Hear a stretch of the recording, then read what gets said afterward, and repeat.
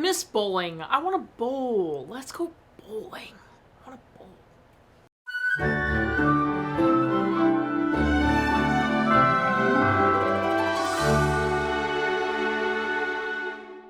Welcome back to Every Disney Movie Ever. My name is Jess and I'm watching Every Disney Movie Ever. Today I'm going to talk about Alley Cat Strike. Alley Cat Strike is a 2000 Disney Channel original movie. It is directed by Rod Daniel, cinematography by Peter Benison, editing by Robert Souders, music by Bill Elliott, and it's written by Gregory K. Pincus.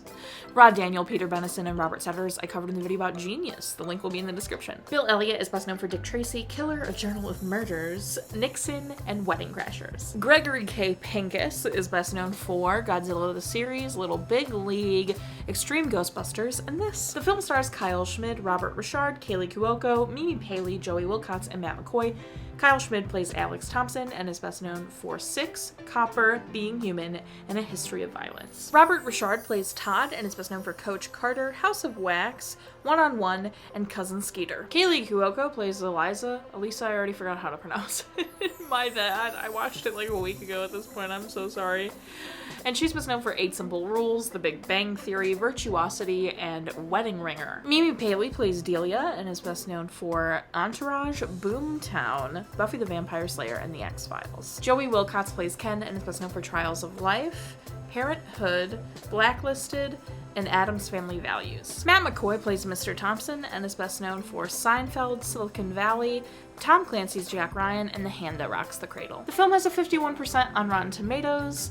I have never seen this, so I was so excited because I've only ever heard good things about Alley Cat Strike, and I loved it. It had major Brink vibes, but I think I liked this a little bit better. Very similar stories.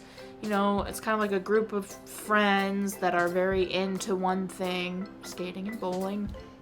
But there's kind of like a leader who's the best at that specific thing, Alex Brink. And there's a little bit more put on Brink because he's really feeling the stress of his family's money problems, where in Alley Cat Strike, Alex more just wants to save the bowling alley and not lose it. It's not like his family's gonna be like broke and stuff. So it's a little different there, and a little different with like the villains of the stories. Like, you know, with Alex and Alley Cat Strike, Robert and Alex become friends, and there's not really like a true villain. Where like Brink, that dude is a turd. So they're very similar storylines. I think I do like Alley Cat Strike better. Just because I like bowling, probably. So, and I loved the cinematography and the music is what shone the brightest for me in this film. The cinematography was like following and shaky and handheld and was very fun. And the editing was fantastic with the music and the vibe, and his voiceover gave it this like, very early 2000s vibe, but with this like, nostalgic bowling moment that I really liked. I liked the entire vision of this film, and I think they accomplished it and had a very cohesive vision throughout. And I liked all the characters in this movie. I thought all the characters were very interesting and unique. And I thought Alex and Todd's dynamic was cool, and then Alex's dynamic with all his friends and his dad. I thought all of that was really good. I enjoyed this a lot, actually. I mentioned the editing, and with that, it was very fast-paced, which I love. Mail to the Chief, which was a few movies ago.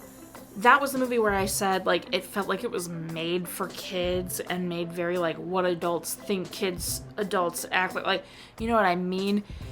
Where, like, on the flip side, this film, Alley Cat Strike, I think does a good job not treating kids like they're dumb. Like, it knew the teens, preteens, kids watching it could keep up with a complicated story.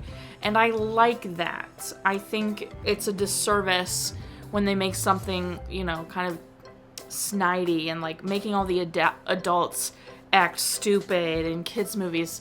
I think that is a disservice to the kids. I mean, like, some of those work. Some of the movies work that do that. But this film, and then for sure another film coming soon, doesn't treat the child, you know, target audience like they're stupid. And I love that. I love when this film is like, we're fast paced, you're following the story, let's go. Where like Mail to the Chief was like, yes, the kid in the story is intelligent and is giving advice to an adult, but they just make it like no one's going to believe that the adult is that dumb. Like, I mean, adults can be really stupid, don't get me wrong, but like, you know what I mean? You know what I mean. So, my final rating is 7 bowling pins out of 10. Our total movie count is.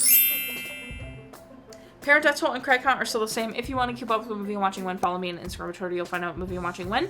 I put out videos every Monday and Friday and sometimes Wednesday. Join Patreon during Celebration Month.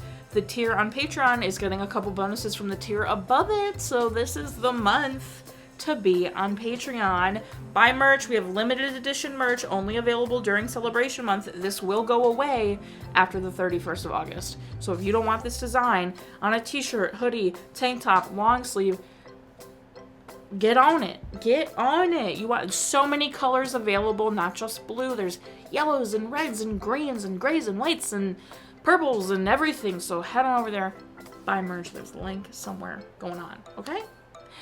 Until next time, comment, like, and subscribe, but I'm not sure if you are, so you do, and don't be...